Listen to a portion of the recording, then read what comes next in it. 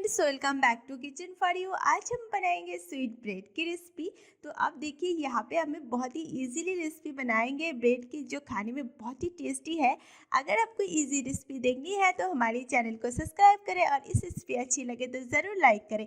तो चलिए इस रेसिपी को बनाना शुरू करते हैं। सबसे पहले यहाँ पे आप देखेंगे ब्रेड हमने ले लिया है। ब्रेड को हमें पीसेस करनी है, तो मैं नाइफ से इसकी पीसेस कर लूँगी।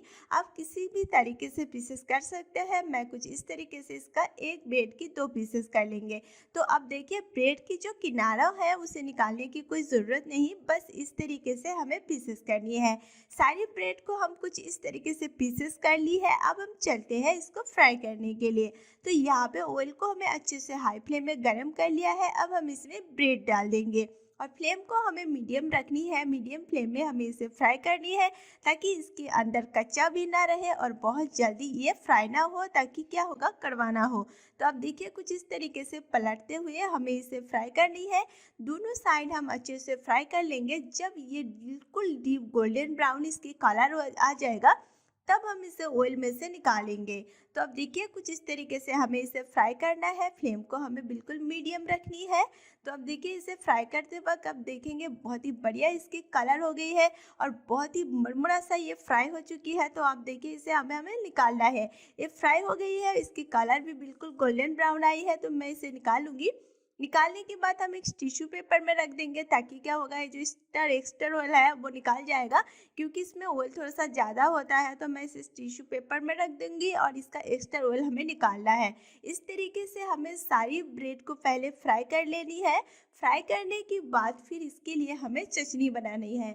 अगर किसी को चटनी में नहीं डालना है तब भी आप इसे खा सकते हैं। ठंडे होने के बाद भी ये बहुत ही क्रिस्पी रहती है। तो इस तरीके से हमें सारी ब्रेड को फ्राई करनी है। फ्राई करने के बाद फिर हम इसे चटनी में डालना है। तो यहाँ पे पैन में हम डाल देंगे चीनी। चीनी डालने के बाद फिर इसमें हम डाल देंगे पानी। जितना हम चीनी डालेंगे उसकी 2 गुना हम यहाँ पे पानी डाल देंगे।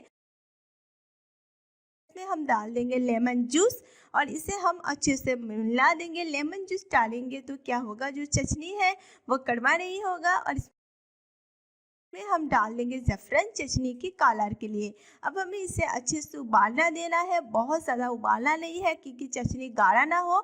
बहुत ज़्यादा चटनी गाढ़ा होगा तो ज़्यादा मिठास होगा और ब्रेड के साथ इसे अच्छा नहीं लगेगा। स्वीट ब्रेड जो है उसे हल्का मिठास में ही अच्छा लगती है। तो इसे आप देखिए चटनी जो है वो बिल्कुल तैयार है। आप देख सकते हैं चटनी तैयार है। इस गर्मा गर्म चटनी में हमें डालना है ब्रेड। तो ये जो ब्रेड हमने फ्राई करके लिया है उस ब्रेड को हम चटनी में डाल देंगे। चटनी में डालने के बाद 2 से 3 मिनट बाद हमें इसे निकाल लेना है, वरना जो चटनी है ये बहुत ज़्यादा होगा और अच्छा नहीं लगेगा।